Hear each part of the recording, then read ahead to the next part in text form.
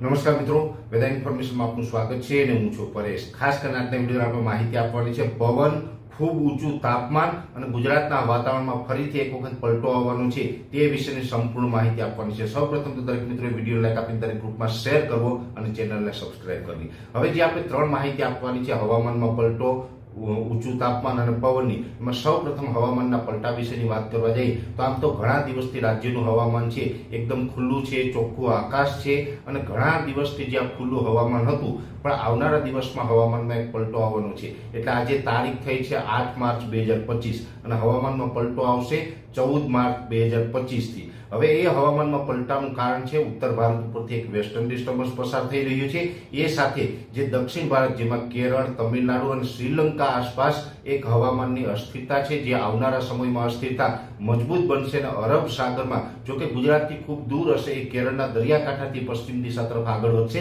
પણ ત્યાંથી એ સિસ્ટમ આગળ વધશે એટલે લગભગ લો પ્રેશરની કેટેગરી સુધી એ સિસ્ટમ જઈ શકે છે અને એ દક્ષિણ ભારતની જે અસ્થિરતા અને એ સાથે ઉત્તર ભારતમાંથી વેસ્ટર્ન ડિસ્ટર્બન્સ પસાર થઈ રહ્યું છે એની અસરને કારણે ગુજરાતના હવામાનમાં પલટો આવશે। ગુજરાત ઉપર પણ એક 14 માર્ચ 2025 થી એક અસ્થિરતા સર્જાશે અને ગુજરાતના હવામાનમાં પલટો આવશે એટલે મોટા ભાગના વિસ્તારોની અંદર વાદળછાયું વાતાવરણ થઈ જશે, અતિઘાટા વાદળ થશે અને અતિઘાટા વાદળ થાય, હવામાનમાં પલટો આવે જેને કારણે અમુક જગ્યાએ સામાન્ય છૂટાછવાયા માવઠાના ઝાપટા પણ પડી શકે। જોકે આ આગોતરું અનુમાન છે, નજીક સમય આવશે એટલે ચોક્કસથી પરફેક્ટ માહિતી આપને આપવામાં આવશે પણ માનસિક તૈયારી એ રાખવાની છે કે 14 તારીખથી હવામાનમાં પલટો આવશે। આપણે આશા રાખીએ કે હવામાનમાં પલટો આવે એટલે માત્ર વાદળછાયું વાતાવરણ થાય, માવઠાના ઝાપટાથી આપણે બચી જઈએ પણ માવઠું જો કે થશે કે નહીં એ આપણે 1 થી 2 દિવસમાં માહિતી આપવામાં આવશે પણ ચોક્કસથી 14 માર્ચ 2025 થી રાજ્યના હવામાનમાં પલટો આવે તેવી પૂરી શક્યતાઓ દેખાઈ રહી છે। એ સાથે બીજી વાત કરવાની છે પવનની જે સ્પીડની વાત કરવા જઈએ તો પવનની સ્પીડ એક અઠવાડિયા પહેલા ખૂબ વધારે હતી, એટલે કે 35 થી 40 કિલોમીટર પ્રતિ કલાકની ઝડપે ગસ્ટિંગ જોવા મળ્યા હતા। નોર્મલ પવનની સ્પીડ છે 25 થી 30 કિલોમીટરની હતી, એ છેલ્લા એક અઠવાડિયાથી પવનની સ્પીડ નોર્મલ નજીક આવી ચૂકી છે। અત્યારે પવનની સ્પીડ છે રાજ્યના અલગ અલગ વિસ્તારોની અંદર 9 થી લઈને 14 કિલોમીટર પ્રતિ કલાકની ઝડપ ચાલી રહી છે।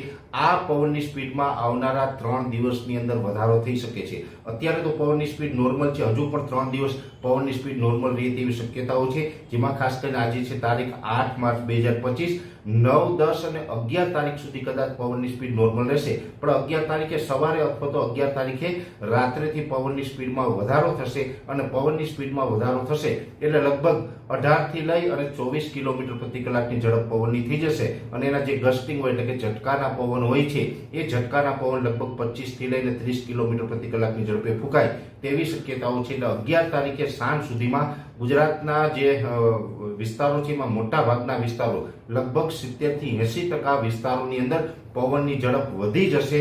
પવન મુખ્યત્વે ઉત્તર પશ્ચિમના અને પશ્ચિમના પવનો ફૂંકાશે એટલે પવનની ઝડપ વધારે હશે અને એમાં પણ ખાસ કરીને કચ્છ અને સૌરાષ્ટ્રના દરિયાઈ કાંઠાના ભાગોની અંદર પવનની જે દિશા છે એ પશ્ચિમની જોવા મળે અને ભેજવાળા પવનો જોવા મળે જેને કારણે દરિયાઈ કાંઠાના ભાગોની અંદર ગરમી અને ઉકળાટનું પ્રમાણ પણ વધી જશે। એટલે પવનની સ્પીડમાં પણ વધારો થવાનો છે એટલે ખાસ કરીને જે ખેડૂત ભાઈઓને શિયાળુ પાક હજી ઊભો હોય, જેમાં ખાસ કરીને ઊંચાઈવાળો પાક હોય, ઘઉં હોય અથવા તો જે જુવાર છે, બાજરી છે અથવા તો અન્ય કોઈ પણ પાક જે ઊંચાઈવાળો પાક છે એને પિયત આપવામાં ખાસ ધ્યાન રાખો કેમ કે 11 તારીખથી પવનની ઝડપમાં વધારો થાય તેવી પૂરી શક્યતાઓ હાલ દેખાઈ રહી છે। એ સાથે બીજી વાત કરવાની છે તાપમાનની। આમ જોવા જઈએ તો આપણે થોડા દિવસ પહેલા એટલે લગભગ 2 થી 4 દિવસ પહેલા આપણા વિડીયોની અંદર એક અનુમાન આપ્યું હતું કે 9 માર્ચ 2025 થી લઈને 13 માર્ચ 2025 વચ્ચે આ જે 9 થી 13 માર્ચનો સમય છે એમાં તાપમાન ઊંચું જવાનું છે। એટલે હવે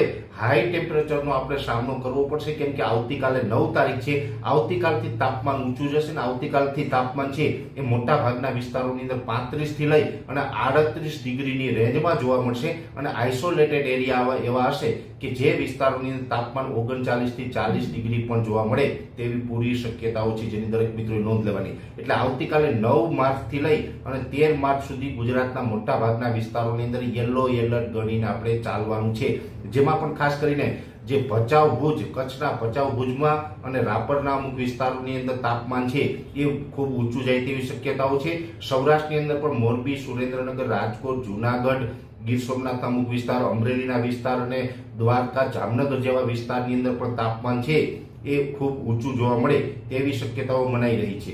એ સાથે બોટાદ, ભાવનગરમાં પણ તાપમાન છે 35 ડિગ્રી કરતા ઉપર, લગભગ 37-38 ડિગ્રી સુધી, અને એકલ દોકલ સેન્ટરની અંદર 39-40 ડિગ્રી સુધીનું પણ તાપમાન જોવા મળી શકે છે. મધ્ય ગુજરાતમાં પણ વિરમગામ, ગાંધીનગર, અમદાવાદ જેવા વિસ્તાર છે, કપડવન છે અને નડિયાદ જેવા વિસ્તારની અંદર ખૂબ ઊંચું તાપમાન જોવા મળે તેવું એક અનુમાન છે. દક્ષિણ ગુજરાતના વિસ્તારો છે એ મોટા ભાગના વિસ્તારોની અંદર તાપમાન નોર્મલ રહેશે. જો કે નોર્મલ રહેશે તો પણ ત્યાં તાપમાન છે એ 33 થી લઈને 36-37 ડિગ્રીની રેન્જમાં જોવા મળશે. પણ એકંદરે રાજ્યના બીજા વિસ્તારો કરતાં દક્ષિણ ગુજરાતમાં તાપમાન થોડું ઓછું રહેશે. જો કે દક્ષિણ ગુજરાતમાં ભરૂચ, અંકલેશ્વર અને બરોડા સુધીના, જે મધ્ય ગુજરાતના બરોડા સુધીના વિસ્તારો છે એમાં તાપમાન છે થોડુંક જોવા મળશે. બાકી દક્ષિણ ગુજરાતના બીજા વિસ્તારોની અંદર તાપમાન છે એ નોર્મલ નજીક જોવા મળે તેવું એક અનુમાન છે. જે ઉત્તર ગુજરાતના બીજા વિસ્તારોની વાત કરવા જઈએ, જેમાં ખાસ કરીને વાવ, થરાદ હોય, બનાસકાંઠા હોય, સાબરકાંઠા હોય, પાટણ હોય કે મહેસાણા હોય, આ તમામ વિસ્તારોની અંદર પણ તાપમાન ઊંચું જવાનું છે.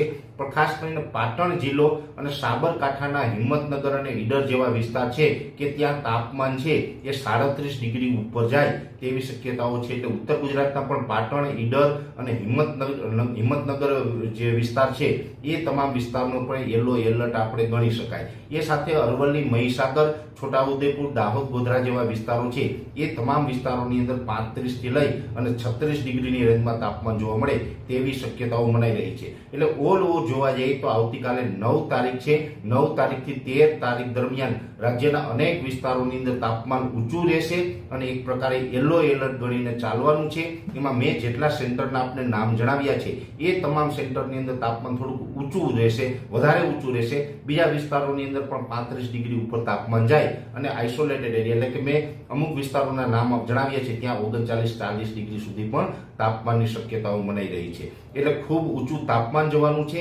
જો કે આ ઊંચું તાપમાન જશે એમણે 9 થી 13 તારીખ દરમિયાન ઊંચું તાપમાન હશે અને એ તાપમાનને કારણે ગુજરાતમાં એક પ્રકારે હીટવેવનો માહોલ હશે અને વધુ પડતા શરૂઆતની ગરમી હશે અને ઉત્તર ભારત તરફથી એક વેસ્ટર્ન ડિસ્ટર્બન્સ પસાર થઈ રહ્યું છે.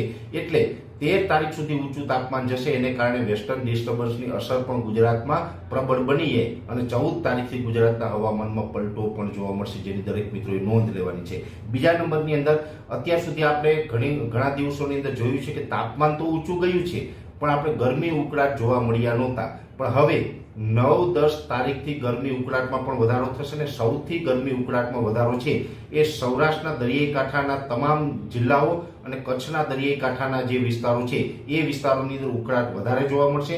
દક્ષિણ ગુજરાતમાં પણ ભરૂચથી લઈ અને મહારાષ્ટ્ર બોર્ડર સુધીના જે વિસ્તારો છે એ તમામ વિસ્તારોમાં પણ ગરમી ઉકળાટ વધારે રહેશે.